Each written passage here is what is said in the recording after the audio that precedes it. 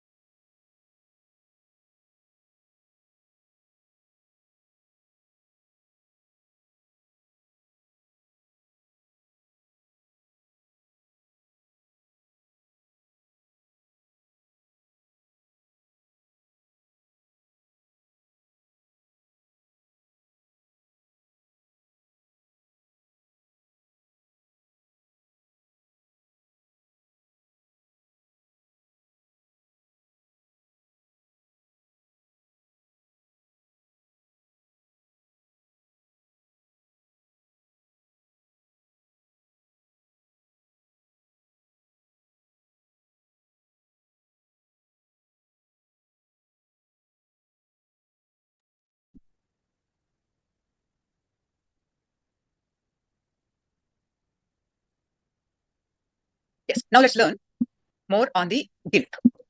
Guilt is the greatest sin. At least other sins will punish you after death. Guilt will punish you when you are alive. The guilt that retards your growth and puts you into a vicious cycle of misery and suffering is what society feeds on, what a religion thrives on. It condemns all the basic emotions that humans have. Instead of giving the techniques to transform the base emotions into higher ones, actually, if you go and see, all so-called activities of social service or get rid of the guilt feeling that we might be having too much money. But we don't realize that it is not money that is the problem, but the mind that is the problem. If the mind is not a problem, it will not matter how much money we have. Let us look at a little deep into guilt. What is the root cause of guilt?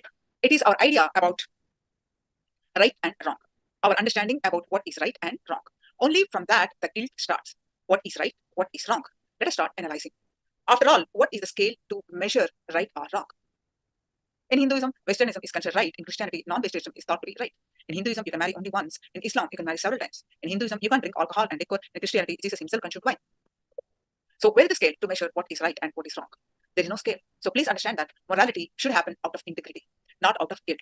Guilt is a wedge inserted into your inner space. It makes you schizophrenic. It makes you take on double standards. What do you mean by integrity?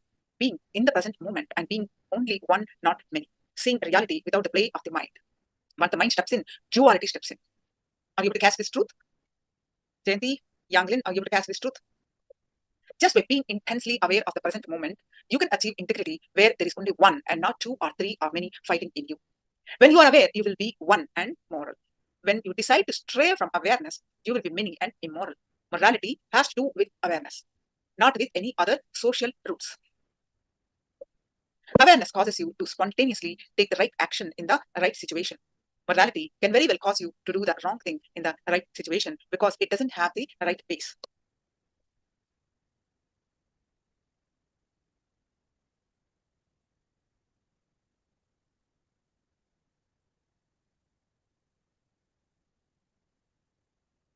If you integrate yourself, you will be centered upon awareness.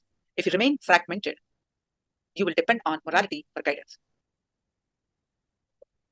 People who create rules and regulations in order to create guilt in you are the ones who hide their personal lives under the covers because their personal lives would be totally non-conforming to the rules set up by them. But they set up the rules so that they can rule you and exploit you. Once you have the idea of guilt sown in you, you can be cheated and exploited easily by society. That's why guilt is the first thing that society sows in you. With guilt, it is easier to control.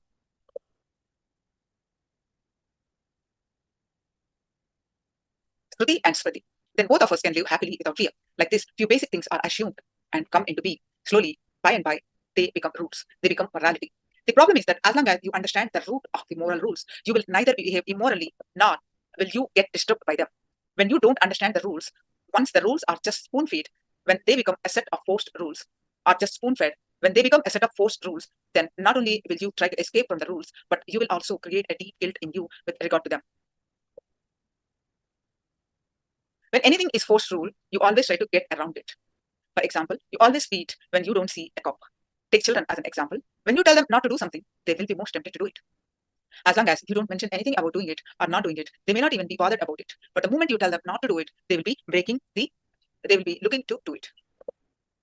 Actually, there is a taste, a thrill in doing what you are not supposed to do. A small story. Once a man became addicted to smoking. He came to me asking for help. Please help me to quit smoking. I don't know how I became addicted. Please help. I asked him, how did you start? He replied, I never wanted to smoke. In fact, I hated the smell. One day, my friend and I were talking in the street corner. My friend was smoking. My father saw from a distance and thought I was also smoking.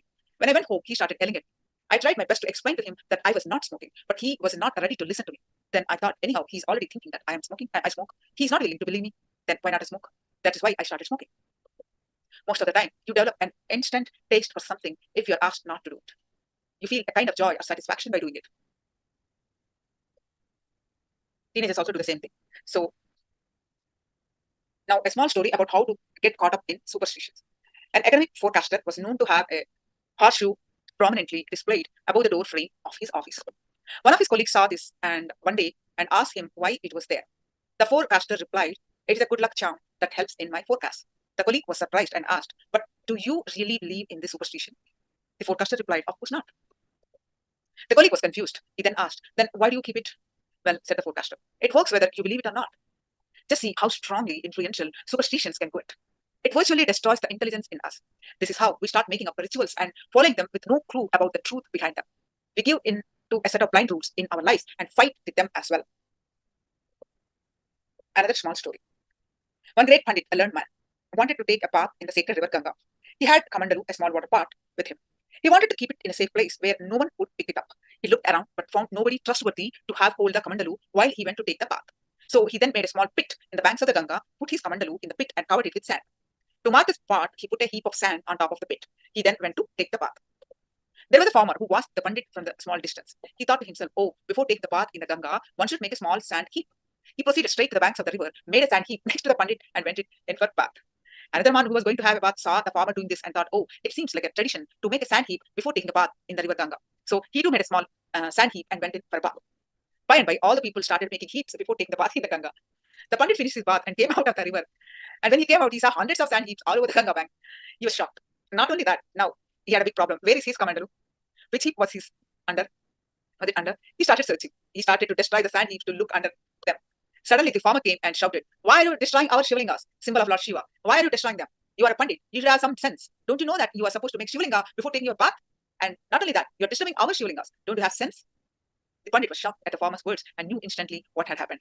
A heap of sand naturally looks like a Shivalinga. The Pandit thought, what I did to save my Kamandalu has become Shiva ritual now. I seem to have started a ritual.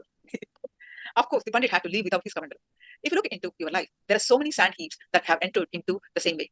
There are so many speed breakers and so many obstacles that have entered your life without your understanding. In the course of time, many regulations that had meaning earlier because rules without any meaning now.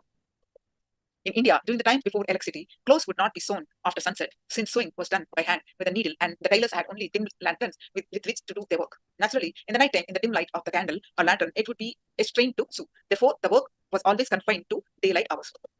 But even now in India, the elderly people in the house will say it is not a good thing to sew after dusk. So the very reason for not sewing at night doesn't even exist anymore. Electricity and bright lights are there, but it has become a ritual for them without any connection to its original purpose. When you do not have or are not given the right understanding, things become rules, dead rules in your life. When you have understanding, any rule can become a technique to live life happy. Rules and rituals are actually techniques for your own enlightenment. When I say enlightenment, I mean a blissful life full of clarity. Of course, when pursued deeply, it will lead you to ultimate enlightenment. When you are given the right understanding, you will understand that any rule was created just for you and others around you to live a happy and blissful life. When the spirit of the rules are understood, there won't be any problem falling in line with it, and the juice will be there in your action or commitment to it. But if the spirit is missed, everything is missed. It becomes like a setting out with the wrong foot. Take meditation, for example. Meditation itself is done to go inwards, irrespective of the outer world scenes. I've seen some people before starting their meditation routine, they will create so much noise in the house. They'll go around and telling everyone to keep quiet. They'll practically take the whole house to task just for going about its normal routine when they are going to meditate. If they understand the spirit behind meditation, they would not be doing this. Only when the spirit is missed, things become dead rituals. They miss and mess. What did you understand so far? Can you post it in the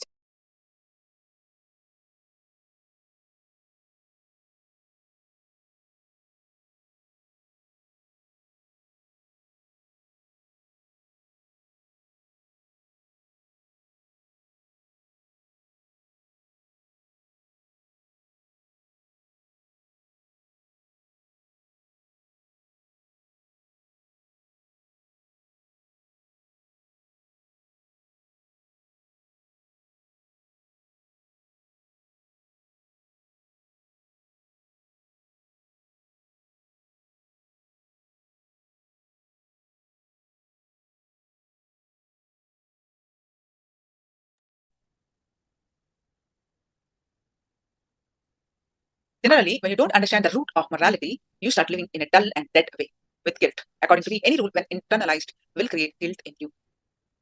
This is because by your very nature, you are a person who aspires for freedom. It is called Swabhava Swatantra. Swatantra is freedom. Swabhava is the nature. By nature, you are a free bird. Free by very nature. This means your nature itself is freedom. You are Nitya Mukta, eternally free person. You are by nature eternally free. You never want to be caged. You never want to be slave of any rule. Now, let's listen from Swamiji, the more cognitions about guilt and how it controls our life and the quality of our life.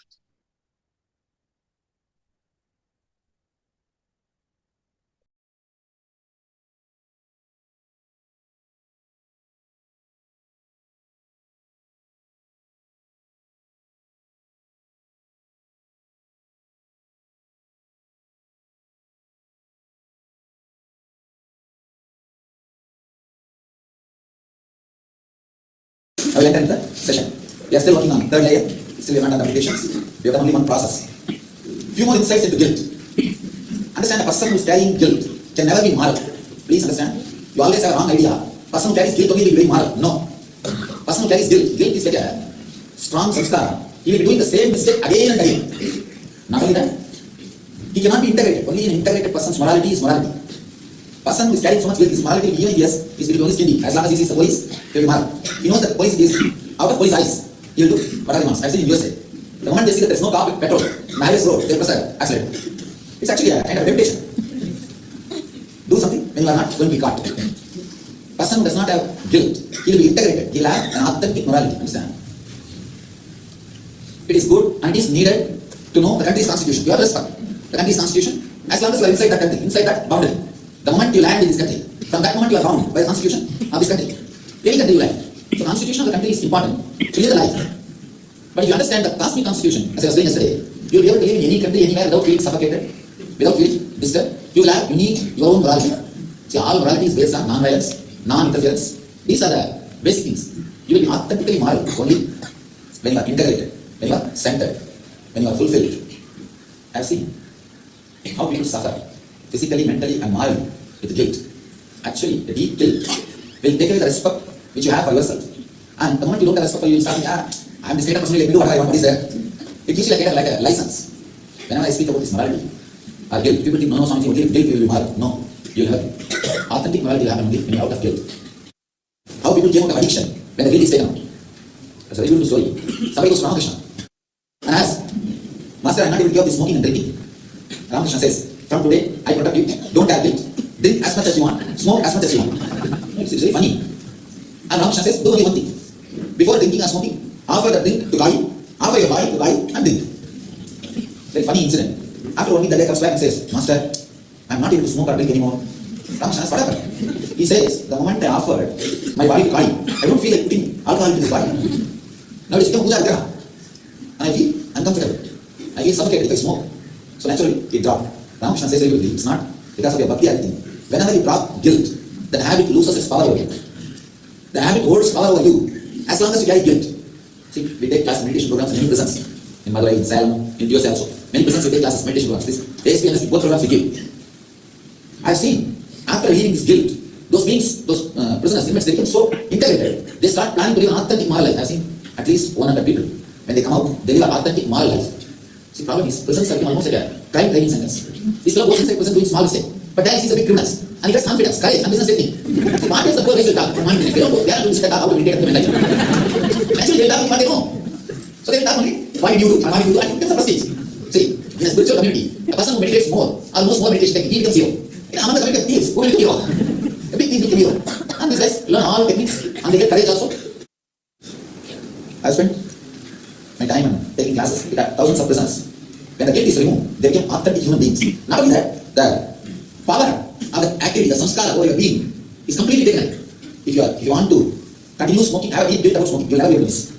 You will never forget. If you remove the guilt about smoking, suddenly you will see it's a simple decision whether to have it or drop it. Guilt creates a deep engram in you, which leads to more and more immorality, addiction, difficulties, and problems. According to me, guilt is the worst poison. If you want to spoil somebody, if you want to punish your enemy, just see that he gets into some guilt, that's all. He's done. It's like fighting with himself. So, understand? These few insights. Now, whatever you read yesterday, try to pen down. Use the same paper, same booklet in which you wrote your desires. Pen down the guilt. Because we have to analyze how is guilt and desire is connected. You will see so many insights will reveal to you. Then understand how these two are connected.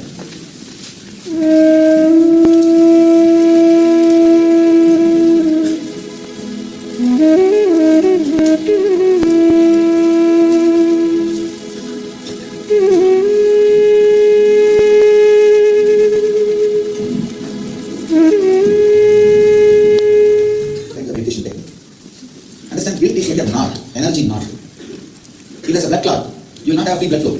Same if there's a guilt, you will not have free energy flow. Guilt is a very powerful energy clot, energy knot. Now the meditation technique we are going to do will straight away shake your mental layer. Mental layer is a space where you store guilt. As I was telling you. If you just accept you completely as you are, suddenly you will see you don't need to think at all. All you are thinking is not accepting you as you are. Just try now. Accept you completely as you are, out of the world and inner world. No guilt, nothing is hidden. Suddenly you don't need mind. There's no job for the mind. Mind exists only because of the tension, guilt. That's the source of mind. Now, you try to drop the mind. You try to shake the inner child.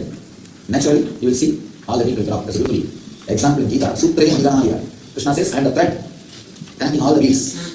Inner chanting is the thread connecting all your guilt. Let's cut the thread. And naturally, all the beads will fall apart. They will all disappear. It's a very powerful meditation technique.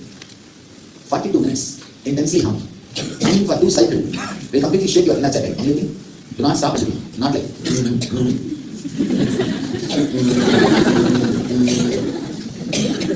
See that the humming becomes so intense, there should not be any words moving inside you. There should not be any inner chanting. There should not be any words inside you. Right? In 10 minutes you will fall into. In the first 10 minutes you will have thoughts and humming, thoughts and humming, thoughts and humming. In 10 minutes you will see, you fall into. Next 30 minutes, completely your inner chanting will have healing, a healing process. You sit straight, I guide you. If you have heart pressure or blood pressure, please don't do. Do it very mildly, a simple humming. Others, do intensely. Yes, Vajrasana. Vajrasana for whole 40 minutes. If you really can't, then sit in. Wait. If you can, try Vajrasana. It will really help you. Please close your eyes. Sit straight.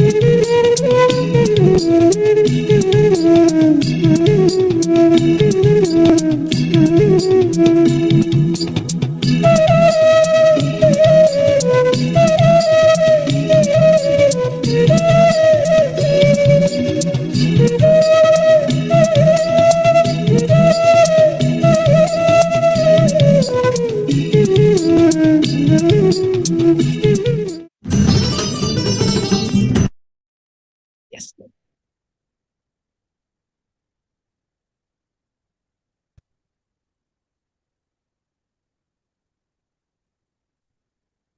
Now, some more cognitions. Guilt is the root of greed. Guilt is the reason for greed also. It works like this. When you are habituated to feel guilty for most of your expressions or actions, you stay away from freely expressing yourself and doing things. Although this may save you from falling into guilt, you unconsciously develop a greed for a real life. Over many years, the suppression causes greed to build up in you. If you have the intensity to break free from your guilt and express yourself, then you are liberated. But most often, you won't even have the clarity that it is the guilt that is causing you the struggle within you. You will simply fall into depression because you can't pursue the goals of your greed. When greed arises in small doses and you are taught to deal with it with awareness, fulfilling the greed consciously can be a joyful experience. But what happens? When greed arises, society starts labeling it and condemning it. You start feeling guilty about all your desires. You start suppressing. Then the problem starts. The suppressed greed either becomes depression or any other aggressive expression. You are designed to move like a freely flowing river. Guilt is like a rocks in the path of the water. They have been placed in you by society. A flowing river looks so happy, isn't it? Society has branded happiness itself as a sin. That's the problem. That's why you will notice when everything is going smoothly and happily, there will be a lurking feeling of guilt in you. We are taught by society that being happy and enjoying life is not our natural state. So we feel guilty. But when you feel sad and depressed, do we ever feel guilty? No. It's because you are taught very strongly that life is meant to be suffered and endured. What with happiness only being allowed once in a while. This is also why people can't stand it when you're happy and smiling all the time. They try their best to bring you back to so-called reality by instilling guilt in you. When you're enjoying dancing and relaxing at the beach, for example, Suddenly, what happens? Guilt will start rising in you about all the work that you have kept pending, about responsibilities you have put aside. This is wrong. Work while you work, play while you play. That's all. When you are enjoying dancing and relaxing at the beach, for example, it is like that. Even when you are around me, if I give you a little too much attention, you start feeling guilty, isn't it? There's no need to feel this way. Guilt has no basis, and it simply destroys your whole life. If you can live without guilt, you will enjoy every moment and you will have no regrets in life.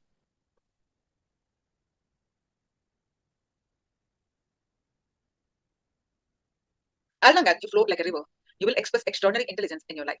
You will live with an energy that is overflowing every minute. The moment you allow guilt in you, you create energy clots inside your being, especially the older the culture. The more guilt is there, we always feel proud of our ancient culture. If you are able to keep the idea behind the culture alive, it is all right. But most often, the older and roots of your culture, the more trouble for you because the more misconstrued and misinterpreted they will be.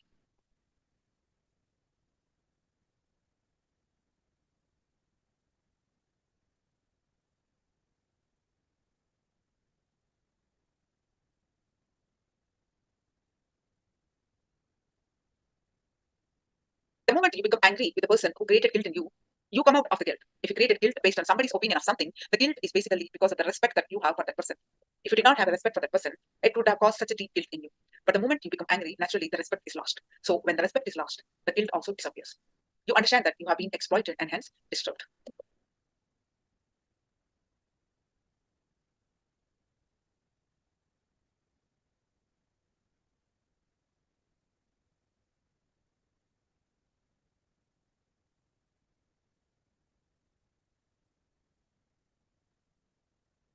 So I started talking to him.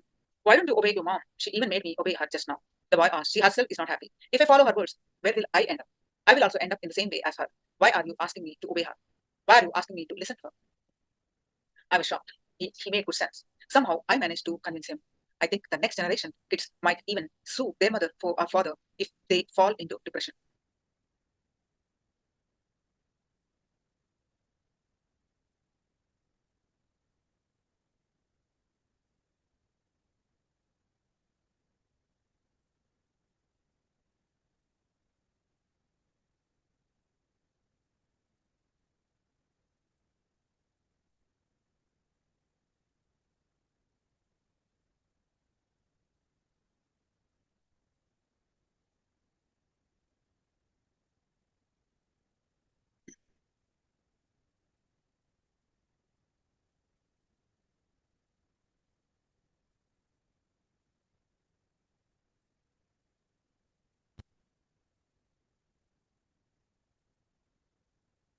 There are three kinds of guilt. There are guilt created by your immediate family, guilt created by social laws, guilt created by yourself.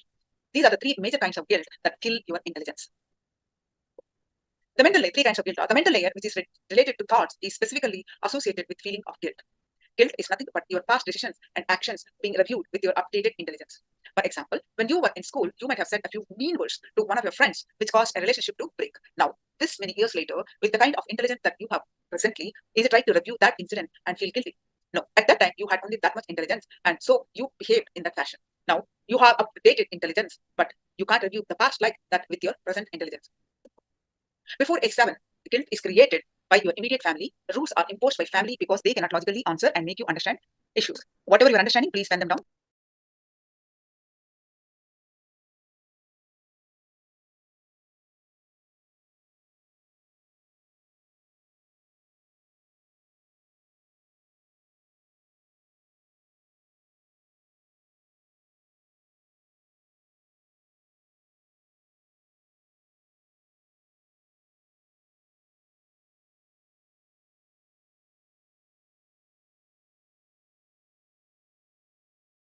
Yes. Now,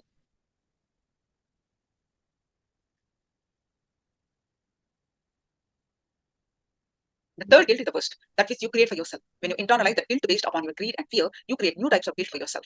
If you analyze the situation, whenever you're stuck, these three kinds of guilt will be there in you. Now, write down all the guilt that you go through in these three categories. Make an exercise, the three types of guilt that you go through in your. Now, we're going to do meditation also. So please write down the guilt that you go through in these three categories.